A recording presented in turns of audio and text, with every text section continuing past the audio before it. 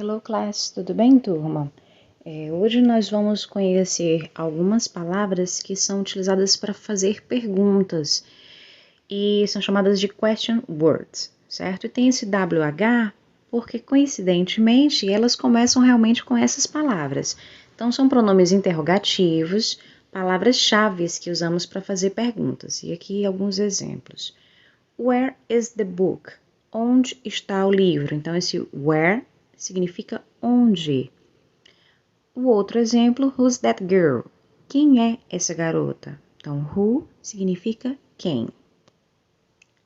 Aqui é as mais utilizadas. Where, onde, who, quem, what, o que ou qual, when, quando, why, por quê, whose, de quem, which, qual, e aí você pode ver que o which e o what têm o mesmo significado, mas existe uma diferença entre eles, certo? E a gente vai ver o que diferencia. How old, quantos anos, how, como. E aí existe também how many, que nós já conhecemos, utilizado para substantivos contáveis, how much para substantivos incontáveis. Os dois significam quanto. A diferença é realmente entre substantivos contáveis e incontáveis. Então, how far, quão longe, é referente à distância. E how big, quão grande, referente a tamanho. How often, com que frequência. Exemplos. Where do you live? Onde você mora? What do you do? O que você faz? Who do you live with? Com quem você mora?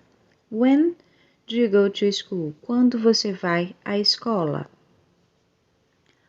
Why do you arrive late? Por que você chega atrasado? Which do you prefer? Chocolate ou cake? E aqui é a grande diferença entre o which e o what. Apesar dos dois terem o mesmo sentido, mas o which eu tenho o sentido de qual quando houver uma escolha, certo? Aqui ele deu as opções. Você prefere o quê? Chocolate ou bolo? Então deu as opções. Qual a sua preferência, certo? Se fosse eu perguntasse de cor, se eu fizer a pergunta aberta, que cor você prefere? Qual a sua cor preferida? Eu vou usar o what. What is your favorite color? Qual é a sua cor preferida? Não estou dando opções. Estou fazendo a pergunta aberta, certo? Se eu der opções, which color do you prefer? Black or white? Que cor você prefere? Branco ou preto? Então, eu dei opções. Entenderam a diferença? What, no sentido de qual, mas quando for uma pergunta abrangente, que eu deixar aberto para a pessoa me dizer a resposta, e o which, qual, mas quando der opções de escolha, tá certo?